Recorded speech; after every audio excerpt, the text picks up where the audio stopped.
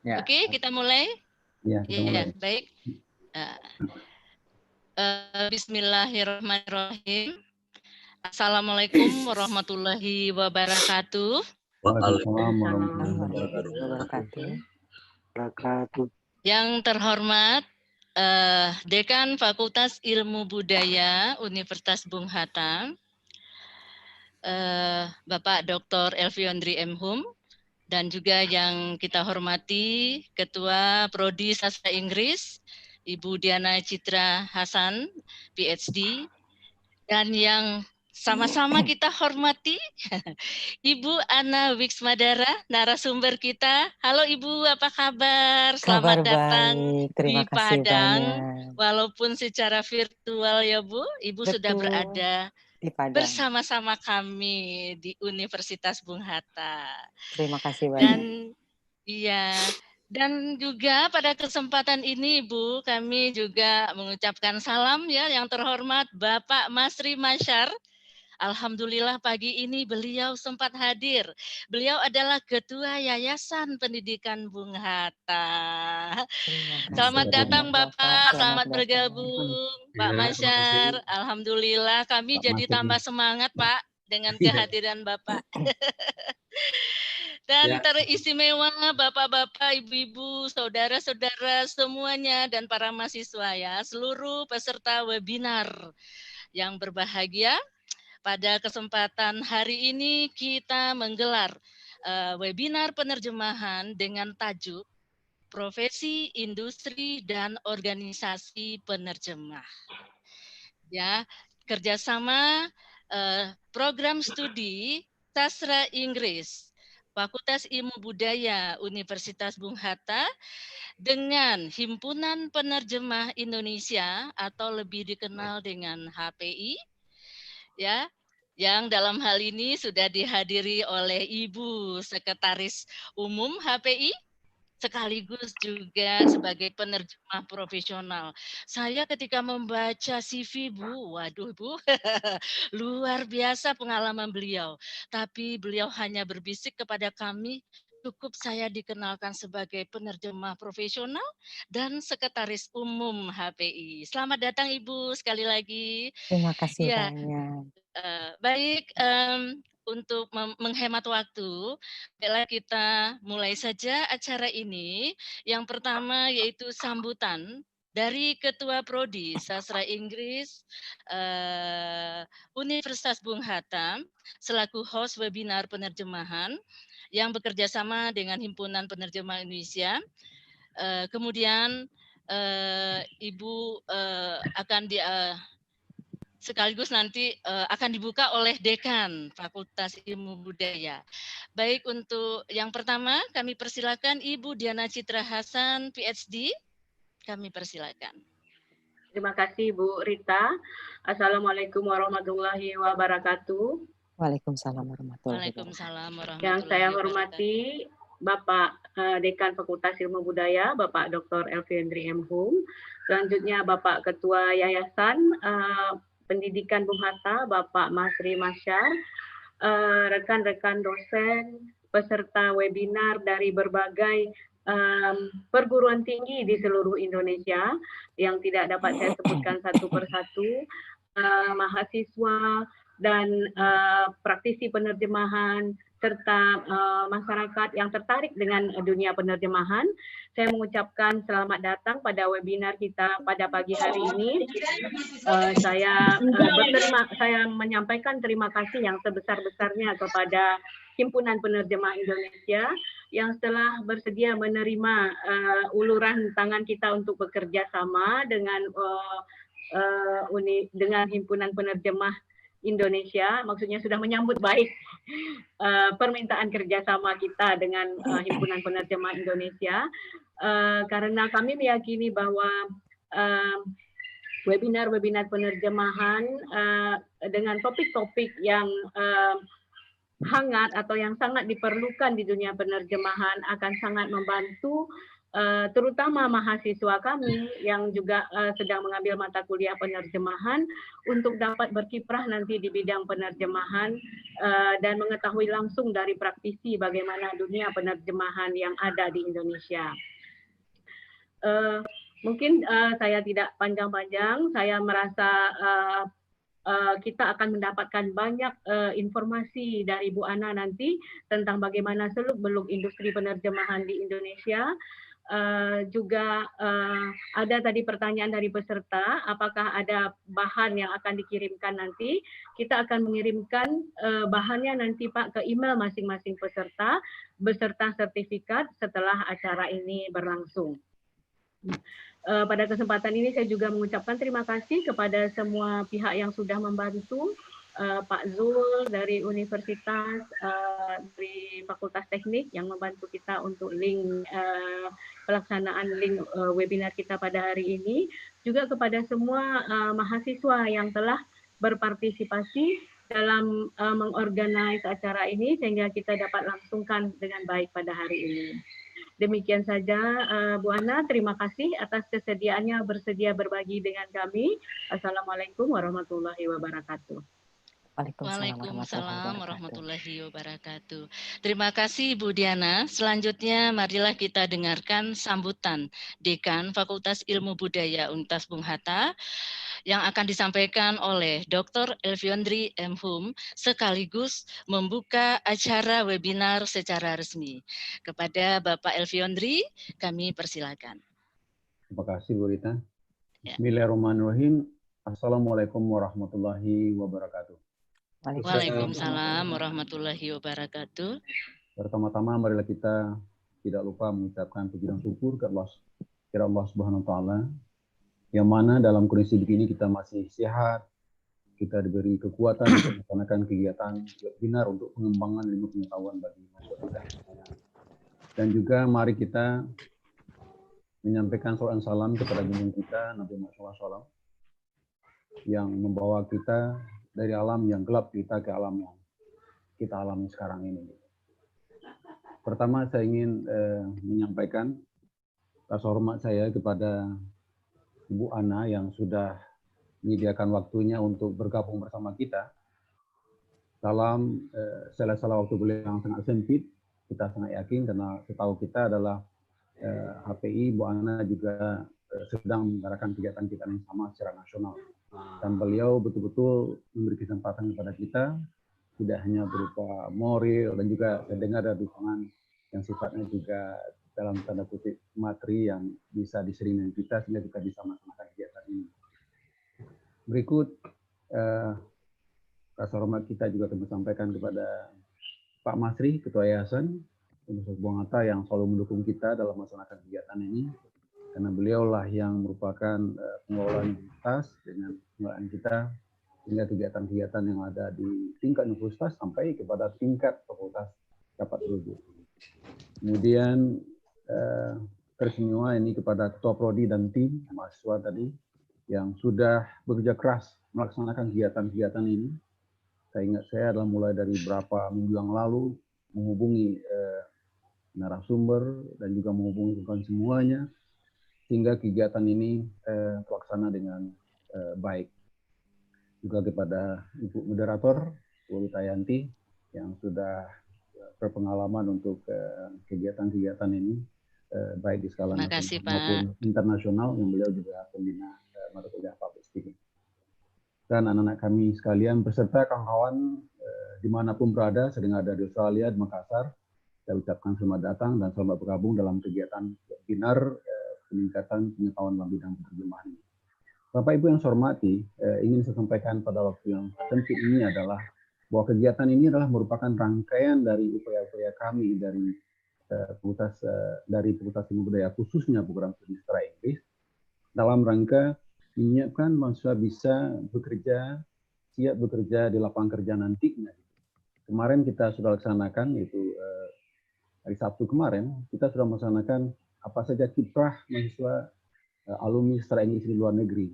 Karena kita ingin menyatakan pada masyarakat bahwa sastra ini bukan hanya novel yang dipandang sebagai suatu cerita doang, namun kita melakukan kajian-kajian novel, pamflet, puisi itu untuk memperdalam kemampuan diksi mahasiswa, kemampuan ketik mahasiswa dalam bahasa Inggris yang sifatnya adalah alami. Nah, ini adalah kita pahami dari kajian kemarin, dari pengalaman-pengalaman alumni kita yang kerja di luar negeri. Di samping punya kompetensi bahasa Inggris, kita juga harus punya potensi sifatnya adalah penerjemahan. Dan salah satunya ini kita adalah penerjemahan ini, dan ke depan saya minta kemarin kepada Prodi, agaknya yang sifatnya oral interpretation juga harus kita kembangkan. Mudah-mudahan Bu Ana bersedia berbagi dengan kita bagaimana mengembangkan kompetensi oral interpretation yang betul-betul sangat diperlukan oleh kita saat bekerja nantinya.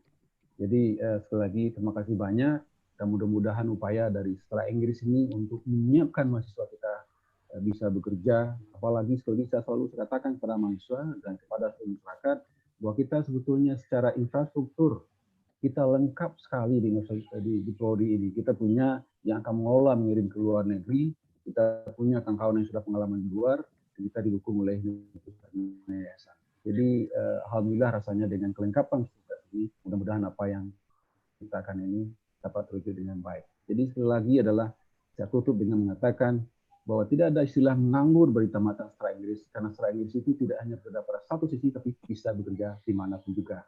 Dan itulah harapan saya. Selamat webinar kepada Bapak Ibu semuanya, dan terima kasih kepada Bu Ana dan Bapak Mafri Ketua Yayasan tadi. Dan mudah-mudahan acara kita ini diridhoi Allah dan berjalan dengan lancar. Dan dengan mengucapkan Bismillahirrahmanirrahim, kegiatan webinar penerima kita dibuka dengan resmi. Demikian dari saya. Assalamualaikum warahmatullahi wabarakatuh. Waalaikumsalam warahmatullahi wabarakatuh. Terima kasih Pak Dekan Fakultas Ilmu Budaya Universitas Bung Hatta, Pak Elviondri. Selanjutnya kita masuk kepada acara yang sudah kita tunggu-tunggu. Ternyata banyak teman-teman saya nih dari Makassar, dari Semarang, ya, dari Jakarta. Halo semua ya.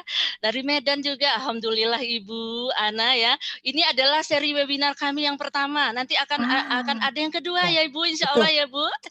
Alhamdulillah.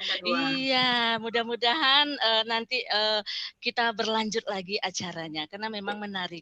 Apa sih sebenarnya ya tentang penerjemahan tuh masih awam Bu, apalagi saya. Kita sudah tahu bahasa asing, ya kita sudah tahu udah pintar, tapi menerjemahkannya ada undang-undang, nggak boleh nggak begitu saja menerjemahkan dan segala macamnya.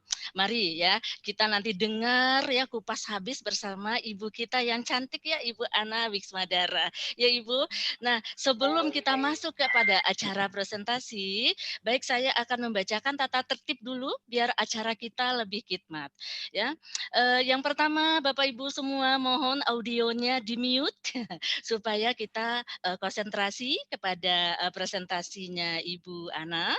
Dan kemudian nanti selama presentasi Bapak Ibu boleh mengirim pertanyaan melalui chat itu ya Bu, yang roomnya di situ ada chat, itu boleh bertanya. Nah, kemudian kalau ada Bapak Ibu yang pakai virtual background, nah mohon yang sopan ya, atau supaya tidak mengganggu mungkin dinonkan saja. Nah, kemudian setelah itu pertanyaan untuk sesi QA atau question and answer, kita nanti akan rangkum dari room chat itu yang ada di Zoom.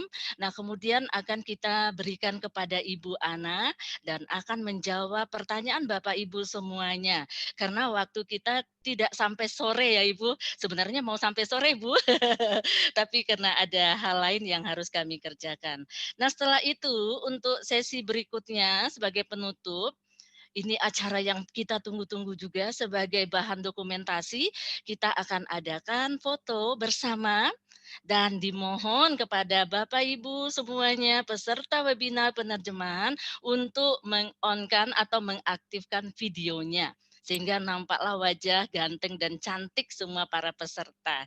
Ya, kita foto bersama dan untuk ini saya mohon bantuan Bapak Zul nanti untuk mengambil fotonya. Nanti per halaman ya, karena di layar laptop kita tidak bisa tampak semua. Jadi nanti layar pertama ceklek, kedua ceklek, ketiga dan seterusnya. Baik, untuk menghemat waktu, kita langsung saja ke Ibu Ana. Mari Ibu, kami persilahkan. Baik, Terima kasih atas undangannya. Assalamualaikum warahmatullahi wabarakatuh. Selamat pagi untuk kita semua. Saya dan atas nama HPI mengucapkan terima kasih pada akhirnya kita bisa bekerja sama antara Universitas Bung Hatta dengan Himpunan Penerjemah Indonesia. Saya memahami beberapa waktu yang lalu teman-teman dari HPI ada yang sudah pernah datang ke Universitas Bung Hatta untuk menyampaikan berbagi pengalaman seputar penerjemahan. Kemudian ketika kerjasama ini kita formulasikan dalam bentuk MOU, walaupun belum ditandatangani secara resmi karena pandemi ini, nanti insya Allah kalau sudah selesai semua saya akan datang ke Padang. Nanti kita akan kita formalkan MOU-nya dan saat ini kita akan mulai kerjasama ini dengan webinar yang pertama. Saya memang menyarankan kepada Ibu Diana Hasan untuk webinar pertama sebaiknya tentang penerjemahan itu sendiri. Artinya apa, bagaimana industrinya seperti apa, bagaimana kemungkinan lulusan FIB atau khususnya sastra Inggris atau prodi bahasa Inggris bisa masuk ke dunia ini. Kemudian bagaimana Bapak Ibu dosen bisa mengakomodasi kebutuhan mahasiswa yang sudah lulus dan memasuki industri ini. Karena sepanjang yang saya alami ketika kita bicara soal teori dan kemudian kita bicara praktiknya, itu pada awalnya seperti bumi dan langit. Praktiknya bagaimana, industrinya seperti apa, teori yang kita pelajari seperti apa. Saya sendiri, saya tidak mempunyai background akademisi Bapak Ibu, tetapi pengalaman saya adalah 20 tahun lebih saya menjadi penerjemah profesional. Jadi selama 20 tahun saya menekuni dunia penerjemahan dan bukan penerjemahan buku. Masyarakat saat ini, mahasiswa yang saya temui, rata-rata ketika mereka bertemu dengan kata penerjemah, biasanya terasosiasi dengan penerjemah buku. Sejujurnya, itu adalah pandangan yang kurang tepat, karena tidak semua penerjemah itu penerjemah buku. Nanti begitu kita sampai pada berapa sih fee yang diterima. Mohon audionya di-mute supaya kita konsentrasi kepada presentasinya Ibu Ana. Dan kemudian nanti selama presentasi Bapak Ibu boleh mengirim pertanyaan melalui chat itu ya Bu, yang roomnya di situ ada chat, itu boleh bertanya. Nah, kemudian kalau ada Bapak Ibu yang pakai virtual background, nah mohon yang sopan ya, atau supaya tidak mengganggu mungkin dinonkan saja. Nah, kemudian setelah itu pertanyaan untuk sesi QA atau question and answer kita nanti akan rangkum dari room chat itu yang ada di Zoom. Nah, kemudian akan kita berikan kepada Ibu Ana dan akan menjawab pertanyaan Bapak Ibu semuanya. Karena waktu kita tidak sampai sore ya Ibu. Sebenarnya mau sampai sore Bu. Tapi karena ada hal lain yang harus kami kerjakan. Nah, setelah itu untuk sesi berikutnya sebagai penutup, ini acara yang kita tunggu-tunggu juga sebagai bahan dokumentasi, kita akan adakan foto bersama dan dimohon kepada Bapak Ibu semuanya peserta webinar penerjemahan untuk meng-on-kan atau mengaktifkan videonya sehingga nampaklah wajah ganteng dan cantik semua para peserta. Ya, kita foto bersama dan untuk ini saya mohon bantuan Bapak Zul nanti untuk mengambil fotonya. Nanti per halaman ya, karena di layar laptop kita tidak bisa tampak semua. Jadi nanti layar pertama ceklek, kedua ceklek, ketiga dan seterusnya. Baik, untuk menghemat waktu, kita langsung saja ke Ibu Ana. Mari Ibu, kami persilahkan. Baik, terima kasih atas undangannya. Assalamualaikum warahmatullahi wabarakatuh. Selamat pagi untuk kita semua. Saya dan atas nama HPI mengucapkan terima kasih pada akhirnya kita bisa bekerja sama antara Universitas Bung Hatta dengan Himpunan Penerjemah Indonesia. Saya memahami beberapa waktu yang lalu teman-teman dari HPI ada yang sudah pernah datang ke Universitas Bung Hatta untuk menyampaikan berbagi pengalaman seputar penerjemahan. Kemudian ketika kerjasama ini kita formulasikan dalam bentuk MOU, walaupun belum ditandatangani secara resmi karena pandemi ini, nanti insya Allah kalau sudah selesai semua saya akan datang ke Padang. Nanti kita akan kita formalkan MOU-nya, dan saat ini kita akan mulai kerjasama ini dengan webinar yang pertama. Saya memang menyarankan kepada Ibu Diana Hasan untuk webinar pertama sebaiknya tentang penerjemahan itu sendiri. Artinya apa, bagaimana industrinya seperti apa, bagaimana kemungkinan lulusan FIB atau khususnya sastra Inggris atau prodi bahasa Inggris bisa masuk ke dunia ini. Kemudian bagaimana Bapak Ibu dosen bisa mengakomodasi kebutuhan mahasiswa yang sudah lulus dan memasuki industri ini, karena sepanjang yang saya alami ketika kita bicara soal teori dan kemudian kita bicara praktiknya, itu pada awalnya seperti bumi dan langit. Praktiknya bagaimana, industrinya seperti apa, teori yang kita pelajari seperti apa. Saya sendiri, saya tidak mempunyai background akademisi Bapak Ibu, tetapi pengalaman saya adalah 20 tahun lebih saya menjadi penerjemah profesional. Jadi selama 20 tahun saya menekuni dunia penerjemahan dan bukan penerjemahan buku. Masyarakat saat ini, mahasiswa yang saya temui, rata-rata ketika mereka bertemu dengan kata penerjemah, biasanya terasosiasi dengan penerjemah buku. Sejujurnya, itu adalah pandangan yang kurang tepat, karena tidak semua penerjemah itu penerjemah buku. Nanti begitu kita sampai pada berapa sih fee yang diterima oleh penerjemah itu, maka itu akan lebih membuka lagi cakrawala kita. Sebetulnya penerjemah buku itu fee-nya berapa, sementara penerjemah umum yang lain atau penerjemah dokumen, penerjemah film, atau penerjemah yang lain yang jarang kita dengar selama ini, berapa sih fee yang mereka terima. Selain fee, tentu saja saya akan ceritakan bagaimana sih industrinya. Kita akan mulai, saya akan bagikan, sambil berbagi saya akan berikan materi saya, semoga bisa sebentar, kita akan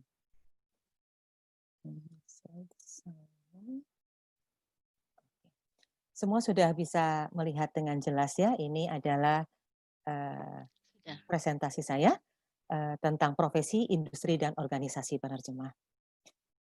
Saya selalu membuat penafian. Penafian itu malah saya bahasa Inggrisnya bingung. Penafian itu apa? Jadi saya lupa sekarang.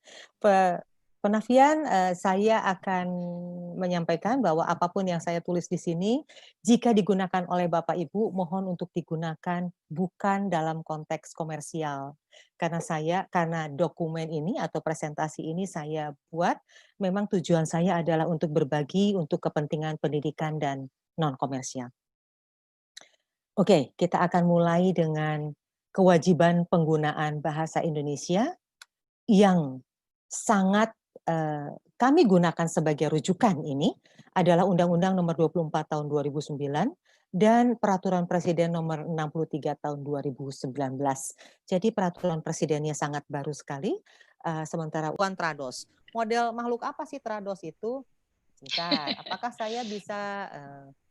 sebentar, ini saya akan Trados saya, file saya banyak. Oke, ini dia. Trados itu nanti hasilnya akan seperti ini. Nanti ini akan ada bahasa, ini dokumen aslinya bahasa Indonesia, bahasa Inggris bahasa Inggris, kemudian bahasa Indonesianya di sini bahasa Indonesianya. Nanti mereka akan keluar sepenggal-sepenggal Bapak Ibu, dan ini memudahkan kita. Misalkan mereka akan muncul sesuai dengan titik yang diberikan, pokoknya sesuai dengan aslinya. Ini yang akan membuat bahasa sumbernya tertata rapi begini, si Tradosnya. Setelah itu saya tinggal ngetik saja. Misalkan, ini mengapa 100% muncul? Karena saya sudah pernah menerjemahkan barang yang sama untuk scope of work ini diterjemahkan jadi lingkup pekerjaan. Jadi makanya munculnya 100%. Kalau belum 100% berarti kayak misalkan ini berarti dulu saya nggak pernah ada kata-kata seperti ini. Jadi sebelumnya ini kosong. Sebelumnya ini kosong seperti ini, masih cuma satu centang. Ketika saya ketik, ada technical requirement, saya terjemahkan menjadi persyaratan teknis gitu. Nanti ini akan menyimpan sendiri. Jadi besok-besok ketika saya sudah menerjemahkan model barang yang seperti ini, dia akan muncul lagi. Jadi ini sangat membantu kita, terutama akhirnya membuat kita membiasakan menerjemahkan dari kiri dan kanan, dari bahasa sumber ke bahasa teks. Karena kalau tidak, kalau kita menerjemahkan langsung dapat word, kita langsung gejelek aja, nanti biasa kita lupa, di atas kita pakai apa ya? Saya sudah menerjemahkan misalkan technical requirement, di atas pakai persyaratan teknis, muncul lagi nih di bawah technical requirement misalkan. Tahu-tahu saya ganti misalkan, atau di atas saya sudah menggunakan apa, dokumen biasanya harus menggunakan bahasa yang kurang lebih, di atas digunakan apa, di bawah juga sama. Jadi konstan bahasanya. Beda dengan bahasa buku, biasanya kalau buku jarang menggunakan trados. Karena buku itu lebih ke rasa bahasa biasanya dibandingkan dengan dokumen. Jadi kalau nanya ke saya pasti akan nanya, menerjemahkan apa dulu? Kalau menerjemahkan buku, semua teman saya menerjemahkan buku tidak menggunakan trados atau alat bantu penerjemahan. Selain trados ada banyak, ada MemoQ dan sebagainya macamnya. Tapi proses pembeliannya itu si MemoQ itu biasanya di luar negeri. Kalau trados ada apa-apa ada orang di Indonesia. Nanti saya akan, ini kenapa ya soal masalah saya kenapa begini, nanti dibantu sama Purna jualnya di Indonesia. Jadi Satu kalau lagi ditanya, Ibu. satu lagi ya. Ya, satu lagi tadi belum terlewat yang terkait dengan tarif penerjemahan bahasa Prancis. Oh iya. Kenapa kok harganya segitu? Nah, itu pertanyaannya harusnya ditujukan kepada Ibu Menteri. Karena yang membuat itu, yang menandatangani Ibu Menteri, tanpa melibatkan organisasi profesi. Saya bertanyanya juga, loh kenapa itu Belanda ada angka 10-nya? Gitu kan? Apa namanya, Perancis ada angka 66-nya, bahasa lokal ada 174.000, mengapa tidak 175.000 misalnya? Karena memang itu sudah ada perhitungannya dari Kementerian Keuangan, kami Pak dari organisasi profesi tidak diminta masukannya. Tetapi kalau nanya di lapangan, saya kalau menerjemahkan, jadi kadang-kadang saya ini kan menangani perusahaan asing untuk khusus perusahaan minyak. Perusahaan minyak itu kadang-kadang punya dokumen nih bahasa Prancis, tapi dia kasihnya ke saya. Nanti bilang, Mbak Ana sekalian aja tolong cariin penerjemah Prancis. Nanti saya kasih ke teman saya. Untuk Prancis itu satu lembarnya biasanya saya kalau nerjemahin ke teman saya harganya berkisar antara 250.000 sampai 300.000. Biasanya 250.000 itu umum sekali. Bahasa Arab biasanya saya kalau minta teman saya, karena ada perusahaan minyak perusahaan minyak dari Arab Bapak Ibu, dan kemudian klien saya juga, jadi nanti dia bilang, Mbak ini tolong dong kasih ke perusahaan, kasih yang penerjemah Arab. Nanti saya cari penerjemah bahasa Arab, biasanya satu lembarnya kalau bahasa Arab itu 200.000. Jadi itu yang berlaku di pasar. Kalau di pemerintah ditulisnya 366, tidak pernah ada kejadian teman-teman saya mengenakan harga 366. Yang ada 300.000 saja, itu pun sudah termahal 300.000. Biasanya. Oke, apalagi ya? Baik. Rasanya ini lulusan S2 kira-kira di perusahaan S2 satu lagi. jenjang karirnya bagaimana? Dari yang saya ketahui, teman-teman S2 penerjemahan biasanya masuknya ke pemerintahan. Karena pemerintahannya menjadi penerjemah ASN. Dengan status apa tadi saya sampai lupa, di ASN itu jenjangnya lebih jelas walaupun tidak akan pernah menempati kepala bagian ya, tetapi jenjangnya lebih jelas karena dilihat dari jenjang pendidikan kalau ASN dibandingkan dengan para penerjemah di kantor biasa. Di kantor biasa mereka pas hanya akan permintaannya, kamu sudah biasa menerjemahkan nggak, this is the document, please translate it. Dan mereka biasa bilang, can I wait? Biasanya ya kita dikejar dengan pressure seperti itu. Jadi kalau untuk swasta biasanya jenjang pendidikan tidak pernah dihitung, tetapi kalau untuk di BUMN atau di perusahaan, di lembaga pemerintah, itu sangat dihitung sekali. Jadi saran saya, setiap tahun Sekretariat Kabinet membuka lowongan penerjemah untuk ASN, Sekretariat Kabinet. Dan itu mereka buka di websitenya. Begitu. Baik, Ibu, Baik. mohon maaf, waktu kita sudah Baik, habis, aduh tinggal 3 kalau sama menit saya lagi. bisa sampai sore nih. Waduh, Baik. sabar Bu. Para peserta sabar ya, kita bikin nanti seri 2. Insya Allah, Insya colek Allah. Ibu Kaprodinya. Baik, Bapak Ibu, tepuk tangan dulu buat Ibu Ana Wiksmadara. Alhamdulillah ya, kita sudah jelas sekarang dan tapi masih belum puas Bu, karena masih ada banyak pertanyaan. Kita puaskan saja sampai di sini dulu. Kita masih punya waktu 2 menit untuk sesi foto barangkali ya. Kami atas nama Universitas Bung Hatta, mohon maaf kalau ada hal-hal yang kurang berkenan kepada seluruh peserta webinar penerjemahan dengan tajuk Profesi, Industri, dan Organisasi Penerjemah. Saya selaku moderator, Yusri Tayanti, tidak akan memberikan kesimpulan. Bapak Ibu sudah memperoleh informasi yang begitu amazing, great ya. Jadi jangan tunggu lagi, silahkan menjadi anggota HPI. Kita bisa tindak lanjuti nanti ya Ibu ya, insya Allah. Nanti Ibu Ana bisa memberikan informasi yang lebih detail bagaimana cara selanjutnya. Baik, demikian saja. Mohon maaf sekali lagi. Terima kasih Ibu. Assalamualaikum warahmatullahi wabarakatuh. Nah, buat peserta, mohon videonya di-on-kan. Saya mohon bantuan Pak Zul. Apa bisa kita ambil foto bersama? Halo, bisa dinyalakan videonya dulu atau di-on-kan? Oke. Pak Zul, bisa semua Pak Zul? Atau ada komentar dulu? Halo? Ya, kenapa? Halo. Apa bisa kita take foto bersama untuk dokumentasi, Pak? Silakan dengan senang hati. Alhamdulillah. Baik, bisa Bu. Baik. Baik, kita kebetulan punya 2. Jadi saya akan hitung 1 sampai 3. Ya. Banyak 2 kali. Jadi 1, 2, 3 jeda. 1, 2, 3 jeda. Selesai.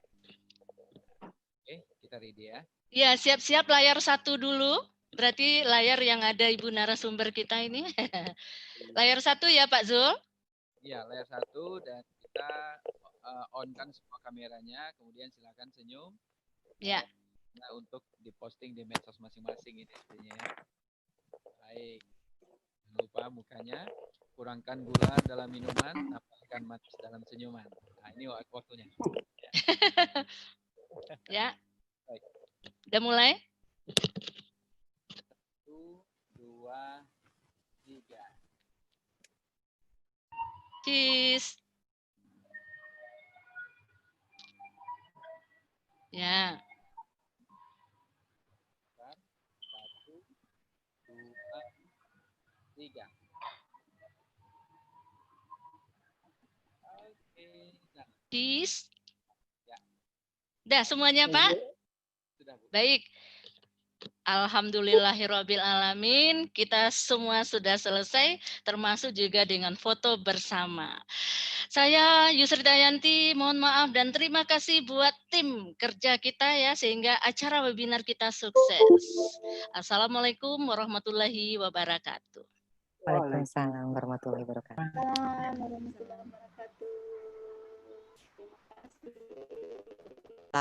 Penerbit. Persoalannya nanti yang akan dihadapi penerjemah adalah, kemudian nanti saya kalau dia cetak ulang, saya dapat royalti tidak?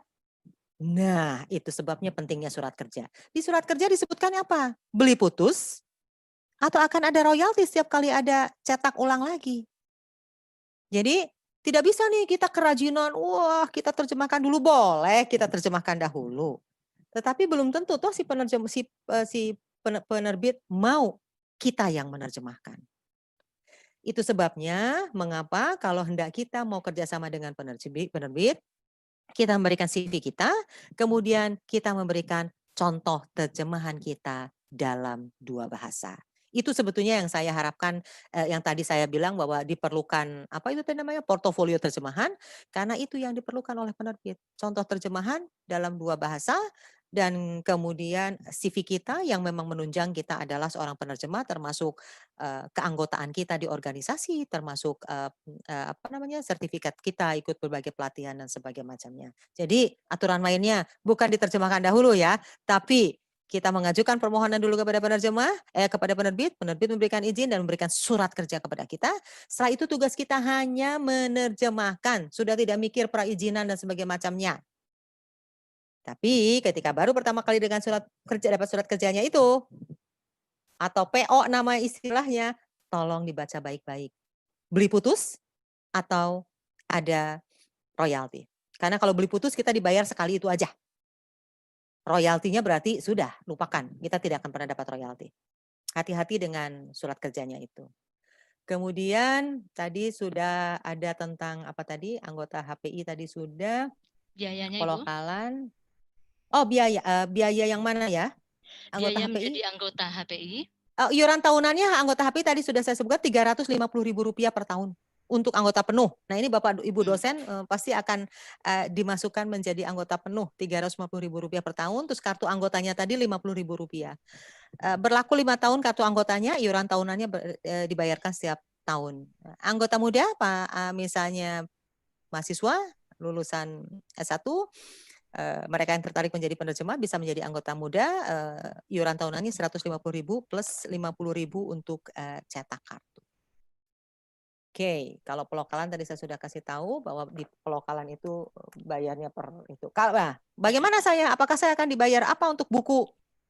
Di buku itu, jika saya hanya ingin sekali berpenerbit yang hebat di Indonesia saja, bayarnya per satu buku atau per lembar ya. Per lembar itu maksimal Rp50.000 per lembar. Maksimal Rp50.000. Yang sering terjadi adalah 30, 20.000, 17.500 umum, 15.000 umum. Jadi